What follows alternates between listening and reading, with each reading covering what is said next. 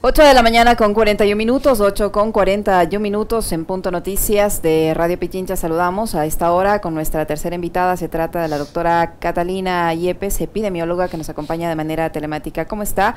Doctora Yepes, buenos días, bienvenida. Les saludamos a Alexis Moncayo, quien le habla, Licenia Espinel. Ayer el Comité de Operaciones de Emergencia decidió eliminar las últimas restricciones que se imponía al ingreso de ciudadanos a nuestro país por la pandemia del COVID-19. Días atrás, el presidente de la República anunciaba que Ecuador iba a declarar el fin de la pandemia, algo que todavía la Organización Mundial de la Salud no lo ha realizado. ¿Es correcta la decisión de las autoridades en materia sanitaria de eliminar todo tipo de restricción? ¿El Ecuador ha controlado ya definitivamente la pandemia del COVID-19? Buenos días, les saludamos Alexis Moncayo, quien le habla, Licenia Espinel. ¿Cómo está? Buenos días, un saludo y gracias por la invitación. Bueno, hay dos cosas, ¿no? Lo primero, en cuanto a la liberación de la restricción, de la prohibición o de la presentación del certificado de vacunación y de una prueba de antígeno, es una medida en la que yo estoy de acuerdo, porque hemos visto que los esquemas de vacunación son distintos en los países. Chile va por la quinta dosis, nosotros todavía tenemos una cobertura de 54% más o menos con la primer refuerzo o terceras dosis, y así las diferencias en cuanto a los esquemas hacen que no sea muy útil esa medida de exigir un carnet de vacunación, un certificado al ingresar al país. En cuanto a la prueba de antígenos, también sabemos que para poder identificar la presencia de COVID-19, la prueba tiene que ser realizada entre el tercero y el quinto día. Si una persona empieza con síntomas un día y ese día se embarca en el avión o al siguiente día, es muy probable que la prueba también salga negativa. Entonces, son medidas que en la práctica no tienen mucha utilidad desde el punto de vista de salud pública en este momento, en este contexto. Por lo cual, este tema sí lo estoy de acuerdo. Lo otro de la declaración de fin de la pandemia, a ver, hablemos en términos de epidemiológicos. La pandemia es un contexto global, es un escenario donde todos los países están enfrentados a un evento inusitado como es COVID-19. Que poco a poco vamos saliendo. Pero es lo que es cierto, hay una circulación del virus, hay todavía casos en los países. Alemania reporta un 30% de incremento en hospitalizaciones, Italia, España sobre todo, están notificando también incremento de casos. La OMS lo ha dicho ayer, se reunió el comité y dijo no, sigue siendo una emergencia de salud pública internacional. La pandemia tiene que ser declarada como finalizada por la institución que dio por iniciada la misma, es decir, la Organización Mundial de la Salud. Lo que un país puede hacer, en este caso el Ecuador, es decir que ya no tiene la enfermedad. ¿Por qué? Porque sus indicadores así lo dicen, o porque documenta que no está circulando ninguna variante del virus. Es lo único que el Ecuador podría decir en este momento y sustentado en estos indicadores. De lo contrario, declarar unilateralmente la finalización de la pandemia es absolutamente imposible, porque deberíamos cerrar fronteras en todo caso para que eso pueda darse. ¿Cómo está, doctora? Qué gusto saludarle, buenos días. En el resto de países, no sé si de la región, digamos, ha habido anuncios ya que han ido en este sentido, es decir, a ir eliminando las solicitudes o los requisitos para poder ingresar a estos territorios. Bueno, sí, definitivamente creo que Ecuador es uno de los pocos países en los que todavía se mantiene con esta restricción. Tengo entendido que, por ejemplo, para viajar a Estados Unidos todavía se mantiene hasta hace unas semanas atrás, pero en cuanto a los países de Europa no sabría decirle. Sin embargo, hay que también tener en cuenta que estos países han entrado en un proceso de liberación de medidas de restricción como el uso de la mascarilla desde hace mucho tiempo atrás. Entonces, sería un poco discordante exigir el carnet de vacunación y mantener ya la liberación del uso de mascarillas hace mucho rato. Pero todavía algunos países sí lo mantienen. ¿Lo recomendable sería decirle a la gente que siga utilizando la mascarilla? Por lo que usted señalaba hace un momento, es decir, un país por sí solo no puede determinar el fin de la pandemia, y la mascarilla prácticamente se ha convertido ya en una suerte como de herramienta incluso para evitar contagiarte de una gripe estacionaria, como lo que me ha pasado a mí ahora mismo. Claro, definitivamente hay que tener claro el escenario donde estamos en este momento. Estamos en octubre, ya empiezan estas movilizaciones en la población por la llegada de las fiestas de Navidad y fin de año. Vamos a tener mucho ingreso de personas que vienen sobre todo de Europa y de Estados Unidos, donde en el lado de Europa estamos teniendo un incremento de casos, en Estados Unidos y Canadá también, es decir, el riesgo persiste. Si bien es cierto, exigir el carnet de vacunación ya no podría ser muy útil, pero sin embargo lo que debe mantenerse es las medidas de protección personal y la vigilancia epidemiológica. En respecto a su pregunta, el uso de la mascarilla es clave también porque empieza la circulación de influenza en esta época y la epidemia o los casos o los brotes de influenza disminuyeron durante la pandemia, pero no porque el virus se hizo un lado, sino porque no tuvo huéspedes, no tuvo personas a quien infectar. ¿Por qué? Porque estábamos protegidos con la mascarilla y porque la influenza, a diferencia de COVID-19, contagia una vez que la persona tiene síntomas, una vez que empieza a estornudar, que empieza a toser, a diferencia de COVID-19 que puede contagiar aún sin síntomas. Entonces, en este momento, lo que yo recomiendo personalmente es el uso de la mascarilla hasta que podamos acceder a la vacuna de la influenza, que creería yo que pudiera estar disponible a finales de diciembre o en enero del próximo año. Doctora Yepes, con la información que han dado a conocer las autoridades, el subsecretario de Salud o el ministro y el ministro de Salud incluso han dicho que los casos de COVID-19 tienen una tendencia a la baja y así se han mantenido. Ellos dicen que se ha controlado ya la pandemia del COVID-19 en el Ecuador. ¿De los indicadores es así? ¿Ya hemos controlado la pandemia nosotros? A ver, el Ecuador viene manteniendo un descenso sostenido de casos en los últimos 30 días, mucho más evidente en las últimas 2 semanas. Cuando un país dice, tengo bajo control la epidemia, es por 2 indicadores fundamentales. Uno, las hospitalizaciones, que empiezan a disminuir, sobre todo aquellas que tienen que ver con gravedad del cuadro. Y el otro es la tasa o porcentaje de positividad, es decir, la cantidad de pruebas que son positivas en el total de pruebas realizadas. ¿Qué significa esto? Que para que podamos decir esto, debemos estar seguros, y entendería que la autoridad sanitaria lo está, de que hemos hecho suficientes pruebas, y esas suficientes pruebas, un gran porcentaje son negativas y muy poquito, menos del 5%, son positivas. Y los indicadores de hospitalización también han disminuido. Con estos 2 elementos podemos decir que tenemos bajo control la pandemia. Aquí la recomendación es a seguir testeando y seguir vacunando. Mientras nosotros alcancemos coberturas de vacunación altas, sobre todo con la primera dosis de refuerzo, la tercera dosis, y por otro lado, mientras testeemos más, mientras hagamos vigilancia genómica, la vigilancia genómica es clave. ¿Por qué? Porque así identificamos qué variantes son las que están circulando. Estamos escuchando de nuevas variantes que han emergido en estos días en Europa, y es importante seguir haciendo esta identificación de variantes, porque de acuerdo al conocimiento de la variante que circula son las medidas que deberíamos tomar, si son medidas de restricción de la población, si son medidas simplemente de sostén, por ejemplo, pacientes que deben ser aislados, que no deben ir a trabajar, que niños que no deben ir al colegio, estudiantes que no deben ir a la universidad, entre otras cosas.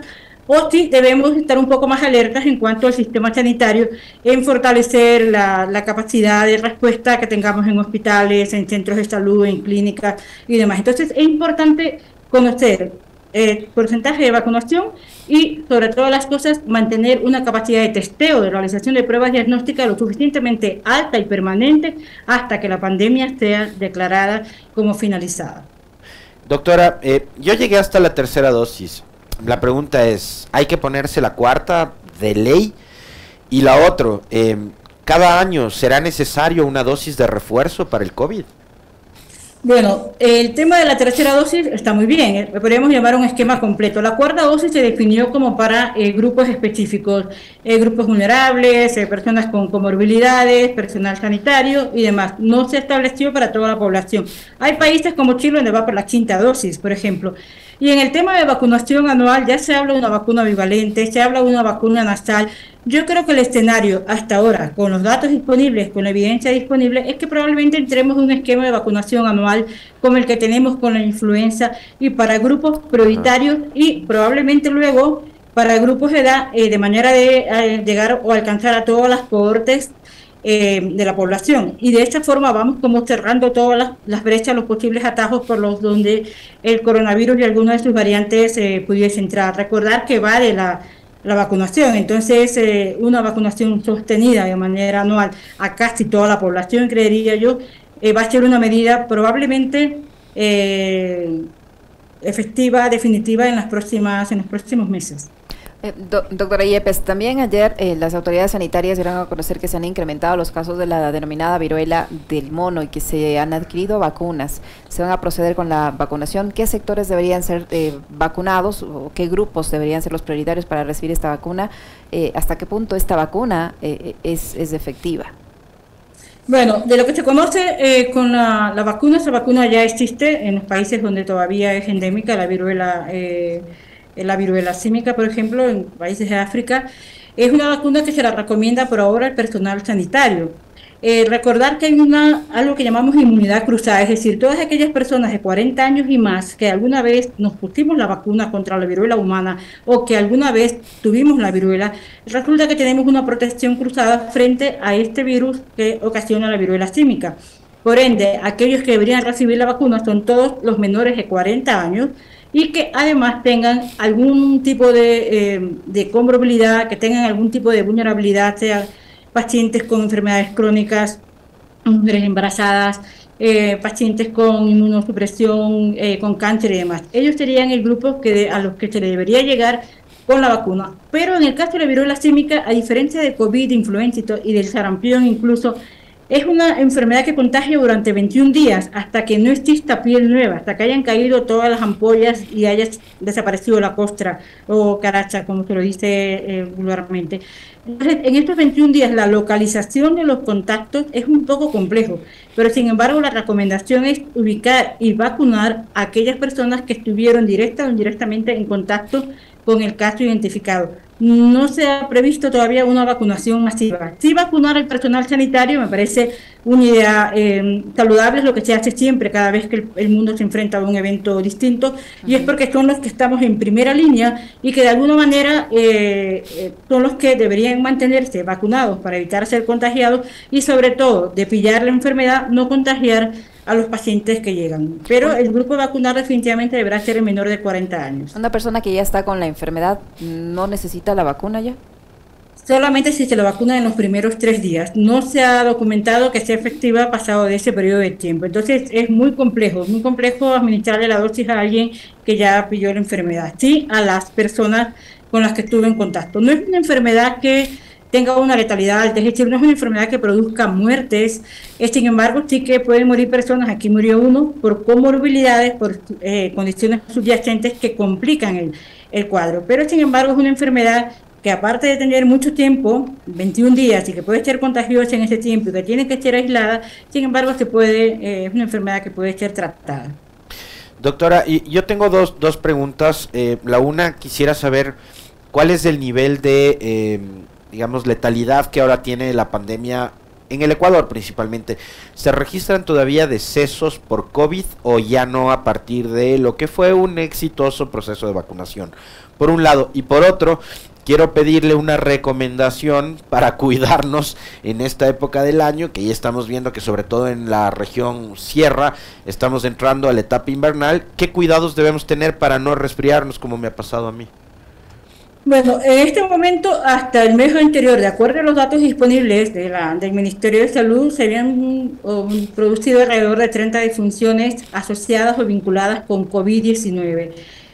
Con lo cual, pues, digamos, el porcentaje de defunciones o la tasa de letalidad ha ido también descendiendo muchísimo, que es uno de los indicadores que ayuda a decir que tenemos la pandemia bajo control.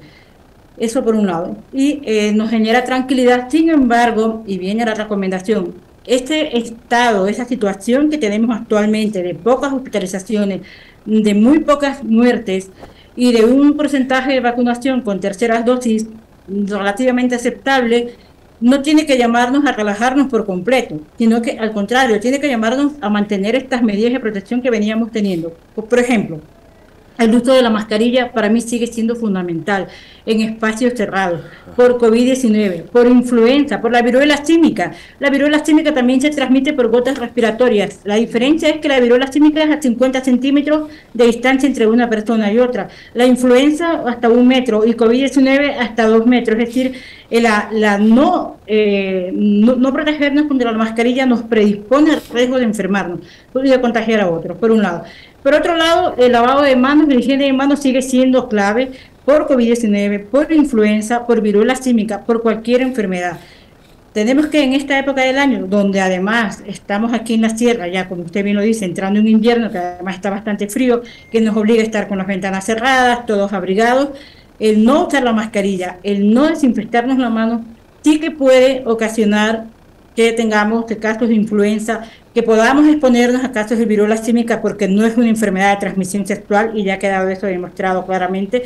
Y por otro lado, la llegada de personas en esta época del año hace que el riesgo de COVID-19, de ingreso a alguna de las variantes, esté latente. La recomendación mía es no dejar la mascarilla y seguir con la higiene de manos permanente. En espacios abiertos podemos estar sin mascarillas, no hay ningún problema, pero en espacios cerrados hay que seguir usando. Esperemos a ver qué pasa en Europa, esperemos inicios del próximo año para ahí sí decir, bueno, no pasó nada, la ola vino, no produjo mayor, mayor impacto, entonces podríamos ya empezar, incluso la Organización Mundial de la Salud, a analizar nuevamente el contexto y decir, bueno, hemos salido de la pandemia, entramos en una fase probablemente endémica a nivel de los países. Para finalizar, doctora Yepes, en cuanto a los chicos que están asistiendo a clases en estos climas tan fríos, ¿qué previsiones se deben tomar con los pequeños, con los que están ya en la primaria y obviamente los jóvenes que están en la secundaria? ¿Qué previsiones se deberían tomar, además de la mascarilla y el lavado de manos que usted señala, para evitar resfriarnos como nuestro querido compañero? Bueno, en la escuela hay que recordar que tenemos el virus boca, manos, pies. Esto es una enfermedad que se produce en granitos, exantema en las manitos, en las palmas, en la boca, y esto es por el contacto. El tema de la gripe, la influenza, los rinovirus son comunes en los niños, son situaciones que se van a dar en presencia de pandemia o de no pandemia. La higiene de manos sigue siendo clave ahí, en este caso usar la mascarilla también. Y a espacio abierto, pues, son niños, evitar el contacto físico es complejo, pero creo que la medida fundamental ahí es, por un lado, lo que le digo, mascarilla, higiene de manos, tratar de mantener esos espacios abiertos para el desarrollo de actividades físicas y desarrollo incluso de consumo de alimentos.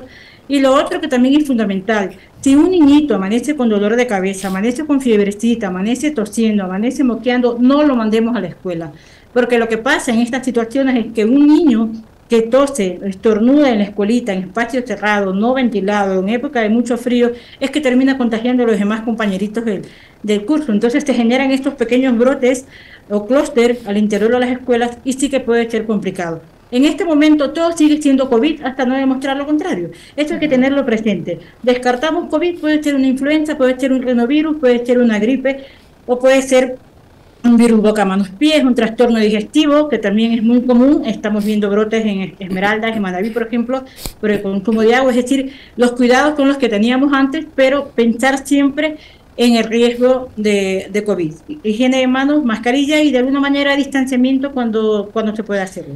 Muy bien. Muchísimas gracias, doctora.